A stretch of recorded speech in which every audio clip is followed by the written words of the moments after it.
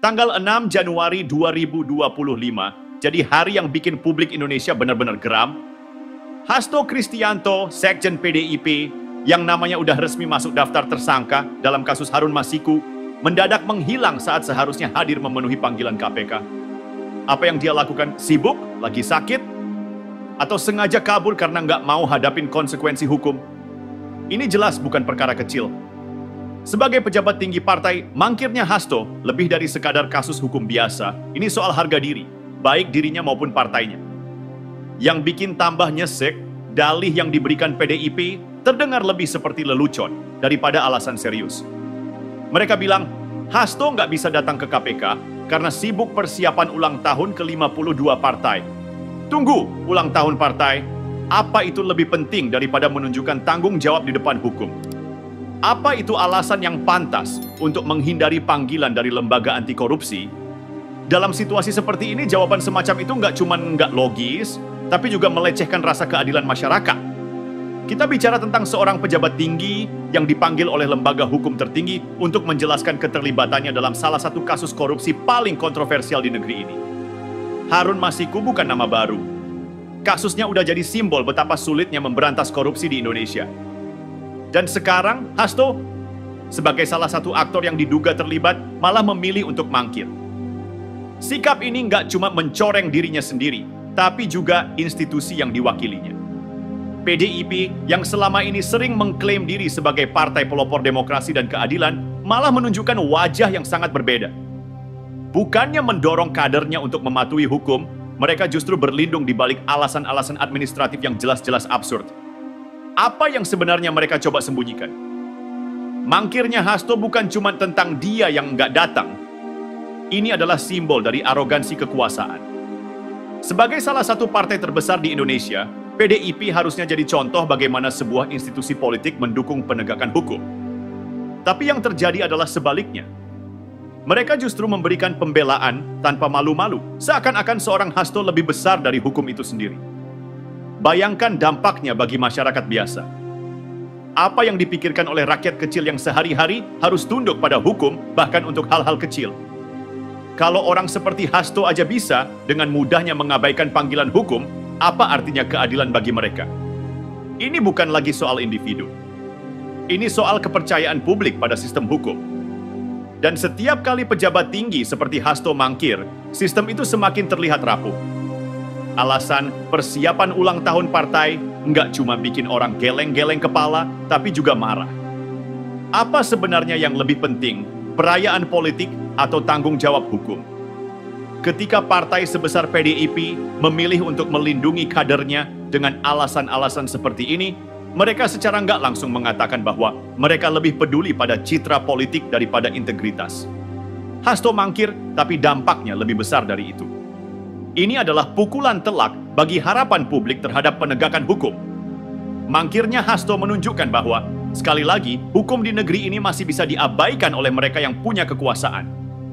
Kalau PDIP nggak segera mengambil sikap tegas terhadap kasus ini, mereka nggak cuma menghancurkan citra partai, tapi juga semakin merusak kepercayaan rakyat pada demokrasi dan keadilan. Kalau di babak pertama Hasto mangkir dari panggilan KPK udah bikin darah naik, babak berikutnya ini nggak kalah absurd. PDIP nggak cuma diam, tapi mereka malah ikut main drama. Yang pertama maju adalah Guntur Romli, juru bicara PDIP. Dengan nada penuh percaya diri, dia bilang, Hasto ada kok di Indonesia. Well, oke, dia ada di Indonesia. Tapi yang jadi pertanyaan besar, kenapa dia nggak hadir di Gedung Merah Putih KPK, seperti yang diminta? Ada apa sampai seorang sekjen partai besar memilih mangkir? Ini bukan pertama kalinya publik dengar alasan semacam ini. Ada kok, cuman lagi sibuk. Udah jadi template klasik ketika pejabat tinggi coba menghindari panggilan hukum. Masalahnya, masyarakat Indonesia udah capek dengar alibi basi yang ujung-ujungnya cuma buat ngulur waktu. Kalau memang Hasto nggak salah, kenapa dia nggak datang aja hadapin semuanya? Mangkir ini malah bikin orang makin yakin ada sesuatu yang dia sembunyikan. Di sisi lain, KPK udah tegas bilang bahwa panggilan Hasto ini wajib dan nggak bisa diabaikan. Juru bicara KPK, Tessa Mahardika, menjelaskan kalau Hasto dipanggil untuk diperiksa sebagai tersangka. Ini artinya status dia udah bukan lagi orang biasa, tapi udah ada bukti yang cukup untuk menaikkan kasus ini ke level serius. Kalau dia terus mangkir, artinya dia bukan cuma nggak hormat sama hukum, tapi juga mempermainkan kewibawaan KPK sebagai lembaga anti korupsi. Tapi tunggu, drama ini nggak berhenti di situ. Ketua DPP PDIP Roni Talapesi malah muncul dengan alasan yang bikin publik makin gregetan. Katanya, Hasto nggak bisa hadir karena lagi ada agenda penting buat ulang tahun partai. Jadi gini logikanya, menurut PDIP, ulang tahun partai lebih penting daripada panggilan KPK? Lebih penting daripada menegakkan hukum? Kalau iya, berarti mereka udah menempatkan politik di atas keadilan. Dan kalau itu terjadi, jangan heran kalau rakyat makin kehilangan kepercayaan pada para pemimpin. PDIP juga minta KPK untuk reschedule pemeriksaan sampai setelah tanggal 10 Januari, alias setelah ulang tahun partai selesai dirayain. Serius bro, hukum itu bukan acara rapat internal yang bisa diatur sesuai kalender pribadi. Kalau setiap tersangka bisa nentuin kapan dia mau diperiksa, apa gunanya KPK? Alasan ini nggak cuma nggak masuk akal, tapi juga jadi bukti nyata bahwa mereka ngeremehin institusi hukum. Sikap PDIP ini jelas mencerminkan betapa kuatnya mental ngeles di kalangan elit politik. Bukannya menjawab panggilan dan membersihkan nama Hasto, mereka malah sibuk menciptakan narasi untuk menunda-nunda proses hukum. Dan publik tahu persis apa arti di balik semua ini. Sebuah upaya untuk mengulur waktu sambil mencari celah untuk lolos. Tapi rakyat bukan lagi penonton pasif. Era di mana alasan konyol semacam ini diterima begitu saja udah lewat. Orang-orang sekarang udah lebih kritis. Setiap pernyataan yang nggak logis cuma bikin kredibilitas partai semakin hancur. Apalagi, ini bukan pertama kalinya publik melihat bagaimana pejabat tinggi mencoba kabur dari panggilan hukum. Kesimpulannya, alasan lagi sibuk ulang tahun partai bukan cuma meremehkan akal sehat rakyat, tapi juga memperlihatkan betapa lemahnya komitmen PDIP terhadap keadilan. Kalau mereka benar-benar partai yang katanya berdiri untuk rakyat, mereka harusnya tahu bahwa membela kebenaran itu nggak bisa ditunda-tunda. Hasto mangkir, PDIP pasang badan, dan rakyat dibiarkan menonton sebuah sandiwara yang udah nggak lucu lagi. Kasus Harun Masiku adalah salah satu cerita paling suram dalam sejarah pemberantasan korupsi di Indonesia. Nama Harun udah kayak urban legend politik, terus disebut tapi wujudnya entah di mana. Dan sekarang, salah satu aktor kunci yang diduga kuat terlibat, Hasto Kristianto, malah mangkir dari panggilan KPK. Drama ini makin menegaskan satu hal. Ada sesuatu yang besar yang mereka coba sembunyikan. Mari kita tarik mundur sedikit. Harun Masiku diduga terlibat dalam upaya suap terkait pergantian antar waktu, PAW anggota DPR. Nama Hasto muncul dalam pusaran kasus ini sebagai pihak yang diduga punya peran penting. Kasus ini udah lama jadi bahan pembicaraan publik, terutama karena Harun Masiku sendiri menghilang bak ditelan bumi sejak awal mencuatnya skandal ini. Dan sekarang, ketika ada kesempatan untuk menggali lebih dalam melalui pemeriksaan Hasto, apa yang terjadi?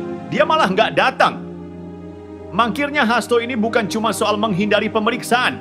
Ini adalah simbol betapa lemahnya komitmen para elit politik untuk mendukung penegakan hukum.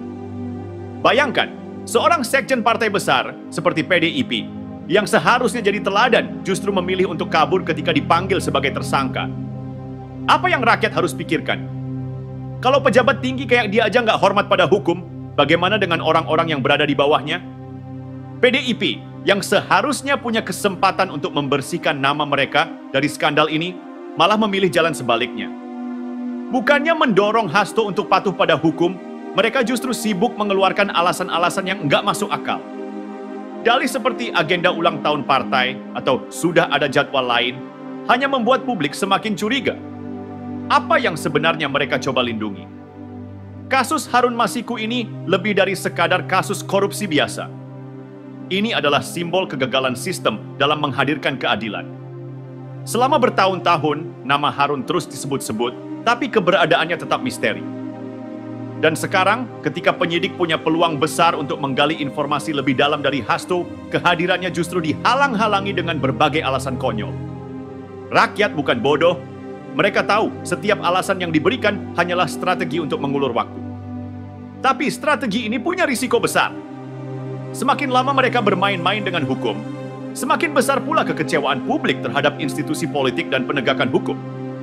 Apa PDIP nggak sadar kalau sikap mereka ini justru memperburuk citra partai? Bukannya terlihat solid dan bertanggung jawab, mereka malah terkesan melindungi tersangka dengan cara-cara yang enggak elegan. Mangkirnya Hasto ini juga mengirim pesan yang sangat buruk ke masyarakat luas. Pesan bahwa hukum di negeri ini masih bisa ditawar-tawar, terutama oleh mereka yang punya kuasa. Kalau sudah begini, apa yang akan terjadi dengan rasa percaya masyarakat terhadap sistem hukum? Hasto mangkir, PDIP mendukung, dan rakyat lagi-lagi hanya bisa menonton dengan perasaan marah bercampur putus asa. Yang lebih menyedihkan, kasus ini menunjukkan betapa sulitnya memberantas korupsi di Indonesia. Setiap kali ada pejabat tinggi yang terlibat, kasusnya selalu berujung pada drama panjang tanpa kejelasan. Harun Masiku masih hilang, Hasto mangkir, dan PDIP hanya sibuk mencari alasan. Publik yang berharap ada titik terang malah terus dibuat bingung. Kalau Hasto benar-benar punya keberanian, dia seharusnya datang dan menjelaskan semuanya.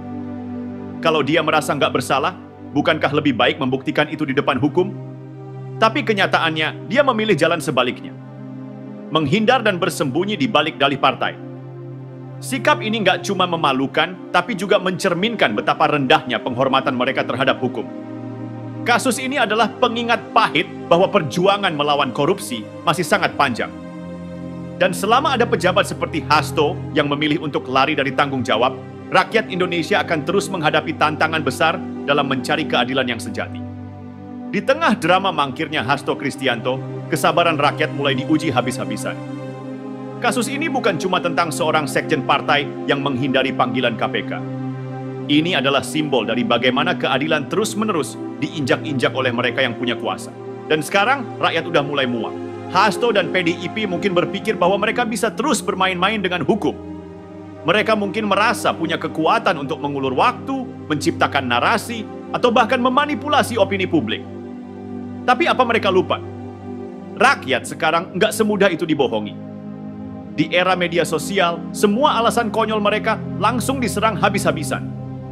Kata-kata seperti lagi sibuk ulang tahun atau agenda penting partai nggak lagi cukup buat membungkam rasa marah masyarakat. Kemarahan publik bukan cuma soal Hasto yang mangkir. Ini soal ketidakadilan yang terus terjadi. Kalau hukum masih bisa dipermainkan, apa yang bisa diharapkan rakyat biasa? Hasto mangkir dan tetap bebas berkeliaran. Sementara di sisi lain, rakyat kecil bisa dihukum berat untuk kesalahan yang jauh lebih ringan. Ironi ini yang bikin darah rakyat mendidih. PDIP sebagai partai besar harusnya sadar bahwa mereka nggak cuma berurusan dengan hukum, tapi juga dengan kepercayaan rakyat.